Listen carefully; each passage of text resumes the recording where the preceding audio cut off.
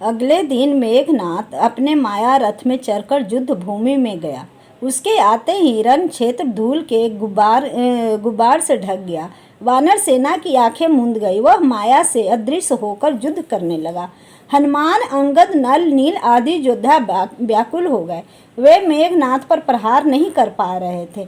मेघनाथ ने सुग्रीव और विभीषण को भी अपने बाणों से घायल कर दिया। इसके बाद मेघनाथ ने अपना रथ राम और लक्ष्मण की ओर मोड़ा। उसने दोनों भाइयों पर नागपाश नामक बाण छोड़ा। नागपाश में बंधकर राम लक्ष्मण धरती पर गिर पड़े। मेघनाथ रावण को यह सूचना देने महल के भीतर भागा। तभी पक्षीराज गरुड़ युद्ध भूमि पर मंडराने लगे। देखते ही देखते उन्होंने राम लक्ष्मण के शरीर पर लिपटे सांपों को अपना आहार बना लिया। दोनों भाइयों को स्वस्थ देखकर वानर सेना में जोश आ गया। लक्ष्मण अपना धनुष बाण उठाकर मेघनाथ के पीछे भागे। विभीषण ने उन्हें रावण के महल के सभी गुप्त रास्ते बता दिए थे। लक्ष्मण ने महल के भीतर ही मेघनाथ का काम तमाम कर दिया। मेघनाथ की मृत्यु का समाचार सुनते ही लंका में शोक पसर गया। रावण मूर्छित हो गया। मंदोदरी और मेघनाथ की पत्नी सुलोचना छाती पीट पीट कर विलाप करने लगी। रावण की सेना के बड़े बड़े योद्धा वीर गति को प्राप्त हो चुके थे। धूम्राक्ष, ब्रजद्रष्ट, अकंपन, प्रहस्त, प्रजंग, कंपन, सुपाच, कुंभ, निकुंभ, देवताओं, त्रिशिरा, नरांतक, अतिकाय, विरूपाक्ष आदि के 100 युद्ध भूमि में धूल चाट रहे थे। अब रावण के सामने स्वयं युद्ध करने के अलावा और कोई चारा न था। पवन के समान तेज गति से चलने वाले रथ पर चढ़कर वह युद्ध भूमि में आया। ऐसा लगा मानो काजल की आंधी चल दी है। रणभूमि हाथियों की चिंगार और घोड़ों की हिनहिनाहट से गूंजने लगे। तरह तरह के डरावने राक्षसों की हुंकार सुनकर देवताओं के भी दिल दहलने लगे। अपनी शक्ति का प्रदर्शन करके रावण फूल कर कुपा हो रहा था। रावण के काले पहाड़ से शरीर पर लाल लाल 2 आंखें चमक रही थी। उसके 10 सिर भयंकर अट्टहास कर रहे थे, जिससे तीनों लोकों में भूकंप सा आ गया।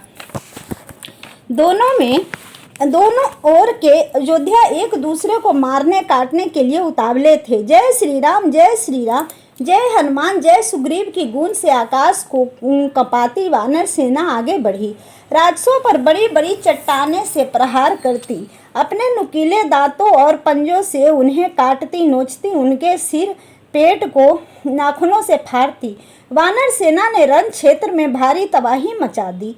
यह देख रावण ने क्रोधित होकर एक ही प्रहार से अनेकों बंदर भालुओं को परलोक पहुंचा दिया।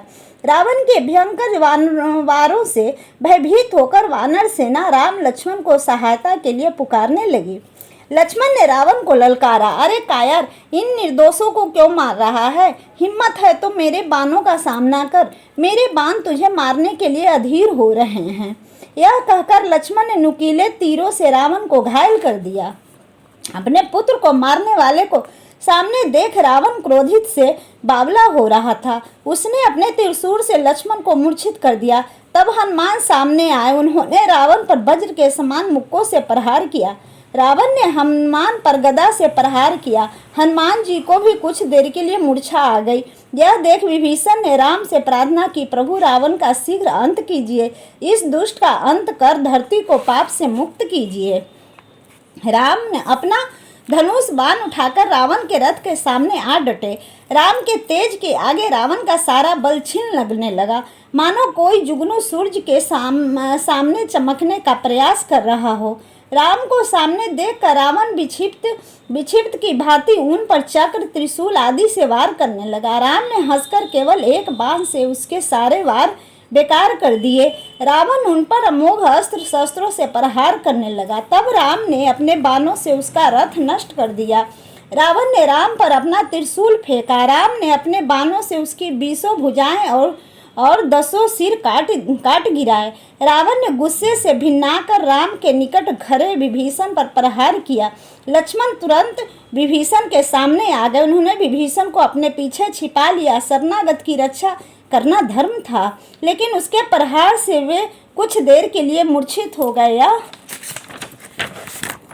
देखकर राम ने रावण को ललकारा, अरे दुष्ट, अब तेरा अंत निश्चित है। आज न्याय की अन्याय पर, धर्म की अधर्म पर जीत अवश्य होगी। तेरे अत्याचारों और कुचक्रों का अब अंत होगा। यह कहकर राम ने अपने धनुष को कानों तक खींचा और एक एक कर सैकड़ों बाण रावण पर छोड़े। इन बाणों के प्रचंड वेग को रावण झेल नहीं पाया। उसका शरीर कटे वृक्ष सा धरती पर आ गिरा। रावण के गिरते ही राक्षस सेना में हाहाकार मच गया। सब अपनी जान बचाकर जहां तहां भागने लगे।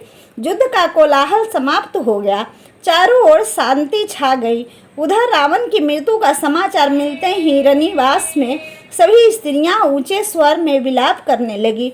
मंदोदरी सूद बूद खोकर धरती पर गिर पड़ी। जब होश आया तब रावण के बल पौरुष को याद करके रोने लगी। हे नाथ, तुमने मेरी एक न मानी। घमंड में चूर होकर तुमने श्रेष्ठ जनों का अपमान किया।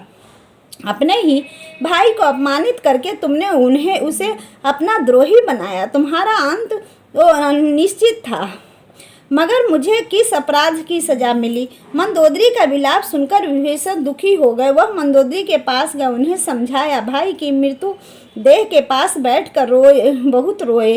तब लक्ष्मण जी ने विभीषण को समझाया, उसे नीति और धर्म की बातें कही। राम ने विभीषण के कंधों पर हाथ रखकर विभीषण अब शोक त्याग कर रावण के अंतिम संस्कार की तैयारी करो। उसके बल पौरुष विद्वता के अनुसार पूरे सम्मान के साथ उसका अंतिम संस्कार करो। विभीषण ने दुखी मन से रावण का अंतिम संस्कार किया। मंदोदरी आदि अन्य स्त्रियां रावण की आत्मा की शांति की प्रार्थना करती हुई महल में चली गई।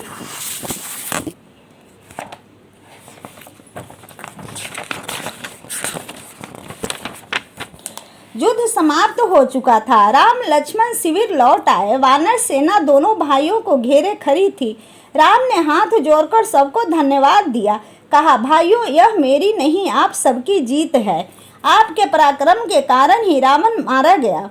राम के वचन सुनकर वानर सेना उनकी जय जयकार करने लगे। रावण का पूरे विधि विधान से अंतिम संस्कार कर विभीषण राम के पास लौट आए। राम ने लक्ष्मण को बुलाकर कहा, भाई लक्ष्मण, तुम वानर राज सुग्रीव, अंगद और जामवंत, नल, नील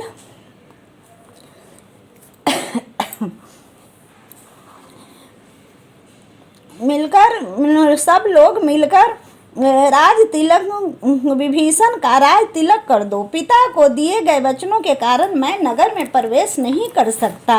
राम के आदेश से लक्ष्मण सब के साथ लंका नगरी गए। सबने पूरे आदर और सम्मान से विभीषण का राज तिलक किया। वानरों ने समुद्र के जल से विभीषण का अभिषेक किया। उजाड़ लंका को नए सिरे से संवारा जाने लगा। लंका की श्री समृद्धि फिर से लौटने लगी।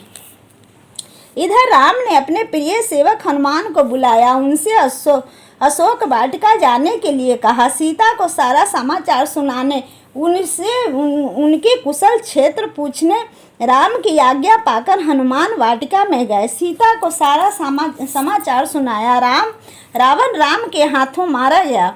यह सुनकर सीता बहुत आनंदित हुई। उनकी आंखों में खुशी के आंसू आ गए। गला अवरुद्ध हो गया। बड़ी कठिनाई से इतना ही बोल पाई, पुत्र, यह समाचार सुनने के लिए मेरे प्राण